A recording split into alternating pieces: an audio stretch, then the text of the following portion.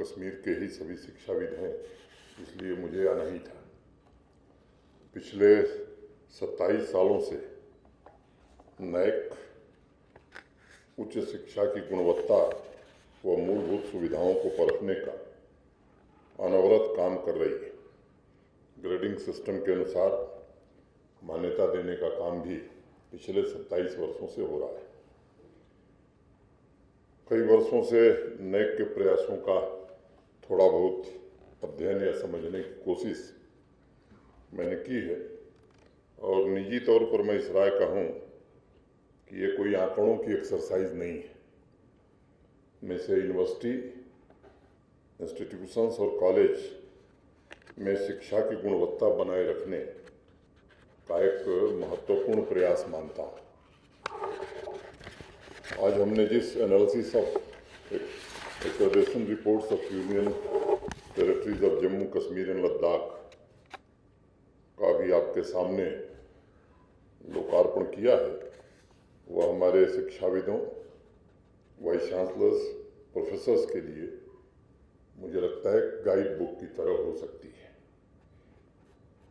Artificial intelligence के ज़माने में अब गाइड बुक को इंटेलिजेंट असिस्टेंट अगर कहा जाए तो मुझे लगता है कोई गलत बात नहीं होगी। जो स्किल गैप, इंफ्रास्ट्रक्चर गैप और कॉन्फिडेंस गैप को भरने के लिए आवश्यक प्रतीत होता है। जम्मू कश्मीर की यूनिवर्सिटी तथा कॉलेजों के लिए इस आईए को इंटेलिजेंट असिस्टेंट प्रदान करने के लिए मैं नैक का आभारी हूँ, उनको धन्यवाद देता हूँ। आज के इस कार्यक्रम में जम्मू यूनिवर्सिटी तथा कश्मीर यूनिवर्सिटी को विशेष रूप से बधाई देना, जिन्हें A+ स्कोर मिला है, मैं अपना दायित्व समझता हूँ। पिछले कई वर्षों में मूल्यांकन की क्राइटेरिया में अनेक बदलाव हुए हैं, क्योंकि हायर एजुकेशन में जिस तेज़ी से परिवर्तन हुआ है उसके साथ मूल्यांकन में भी समय के साथ ये परिवर्तन, ये बदलाव आवश्यक था।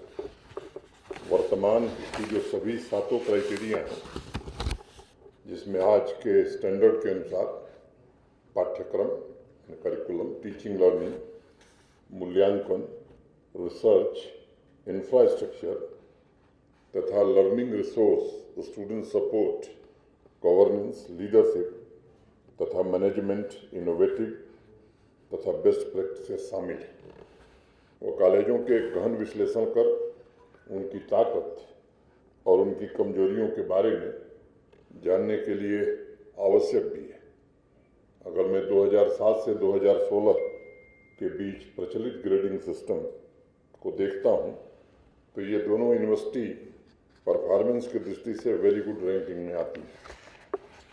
दूसरी जो खास बात है वो ये है कि जिन क्षेत्रों में सुधार की आवश्यकता है उसके बारे में भी कॉलेज तथा यूनिवर्सिटी प्रबंधन को बताया गया है।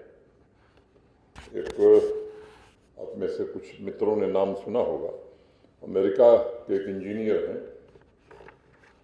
रे कुर्ज़वेल। उन्होंने शिक्षा और तकनीक जगत में हो रहे परिवर्तनों को देख करके एक अध्ययन किया और उसका जो निष्कर्ष था कि 21वीं शताब्दी में जो प्रोग्रेस और उसके साथ साथ परिवर्तन हुए हैं वो लगभग 20,000 वर्षों के परिवर्तन के बराबर है। और जिस प्रकार हम प्रगति कर रहे हैं, मुझे लगता है कि आने वाले दिनों में 21वीं सदी की क्षमताओं का और तेज़ी से विकास होगा। मित्रों, अगर हम एग्रीकल्चरल इकोनॉमी की बात करते हैं तो उसका सबसे बड़ा असेट लैंड है, ज़मीन है। इंडस्ट्रियल इकोनॉमी का असेट उसका लेबर फोर्स है। उसी प्रकार सर्विस इकोनॉमी का असेट नई टेक्नोलॉजी, नई विधाएं, डिज़ाइन, सॉफ्टवेयर है। मैं निजी राय कहूँ कि जो नॉलेज इकोनॉमी का दबदबा बन रहा है और आने वाले दिनों में और दबदबा बनेगा, उसका सबसे बड़ा असेट हमारा ह्यूमन कैपिटल, जो टैलेंट, स्किल, क्रिएटिविटी का मिला जुला स्वरूप होगा। इसलिए एक बात पर मुझे लगता है कि हम ये बात बार बार कहते हैं कि जो ग्रोथ मॉडल है उसमें इस बात का विशेष रूप से ख्याल रखना होगा कि ह्यूमन कैपिटल को हम कैसे अच्छे से अच्छा तैयार कर सकें। एक दूसरा निवेदन भी है मेरा, खासतौर से वाइस चांसलर साहबान से और शिक्षाविदों से। पहली बार जब मैं आया था पिछले साल 7 अगस्त को, तारीख मुझे नहीं याद है, लेकिन मुझे लगता है 4-5 दिन बाद ही यहाँ के सभी वाइस चांसलर से मिलने का अवसर मुझे मिला था। उस समय भी मैंने एक निवेदन किया था कि स्टूडेंट फीडबैक ये सबसे महत्वपूर्ण है, और मुझे खुशी है कि नैक के सुझावों में भी इसे सबसे ऊपर रखा गया।